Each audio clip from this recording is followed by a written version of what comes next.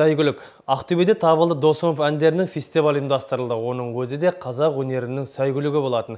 Қазақтан шыққан тұңғыш бард орындаушының өнері мен шығармашылығын қалың жұртшылыққа кеңінен таныстырып, мәңгілік мұраларымыздың қатарына қосу маңызы зор мәселе. Бұл ән фестивалін ұйымдастырушылар мен кеш қонақтарының ортақ тілегі.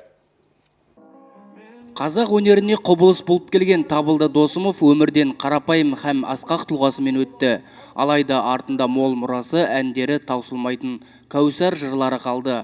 Табыл әндерінің фестивалі биыл кезекті рет Ақтөбе қаласында ұйымдастырылып отыр. Бұл шараға оның отбасы мүшелерімен орындаушылықтар бар. Осы үшеуінің өзі 3 мектеп болып есептеледі. Бұл тек жалпы Ақтөбе болмаса Атырау, Батыс облыстарында ғана емес, жалпы қазаққа алашқа ортақ ұл болғандықтан бұны Алматыда, Астанада үлкен Табыл Досымовтың үлкен фестивальдар республикалық деңгейде аталып өтіру керек деп есептейміз. Қыр баласы тауға қарап өспейді, қыр баласы қол созады аспанға. Енді Табылды есімі мен өнері аспандайды. Бұл бүгінгі кешке келген зиялы қауым өкілдерінің пікірі. Достары оны таудай тұлғасы болса да, жаны нәзік, қарапайым еді деп еске алады. Табыл тек қана батыс өңірі емес, жалпы қазақ ортақ үлкен тұлға деген. Табылдың екінші өмірі енді басталды деп ойлаймын. Мұндай шаралар осымен ғана біте қоймайды. Енді бірге жүрген достары, талантын сыйлайтын басқа да жігіттер бар.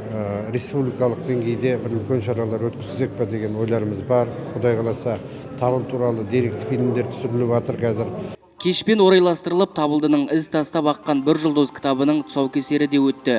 Ақтөбе облысы әкімінің орынбасары Сара Нұрқатова ұйымдастырушыларға өңір басшысы Архимед Мұхамбетовтың алғыс хатын тапсырды.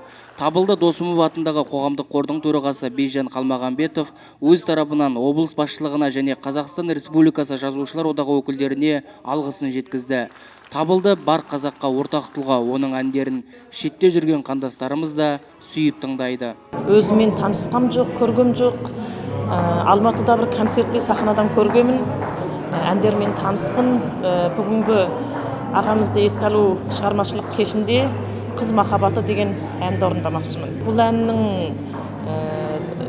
тексті менен музыкасы өте қабысқан, өте керемет.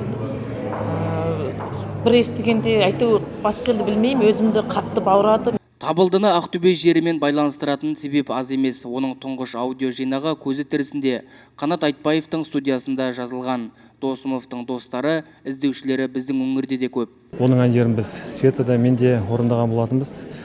Табылды Досымов осы өмірден өтерінің алдында ғана біздің студиямызға келіп, өзінің досы Бейжан Қалмағанбетов ағамызбен бірге келіп, өзінің ән-күйлер жинағын бір ортаға сарапқа салып, бір алғашқы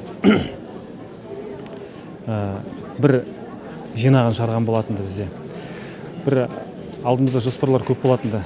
Тірлікті мынау жанымай мәңгілік деме, ұйықтап кетсем бір күні оянбай қалам деген Табылды 2010 жылы 45 жасына қараған шағында құдды бір өзі сезгендей ұйқысынан оянбай қалған еді. Алайда оның өнері мен өнегесі өлмек емес. Салған әні, өткір сөзді поэзиясы халық жүрегінен мәңгіге орын алды.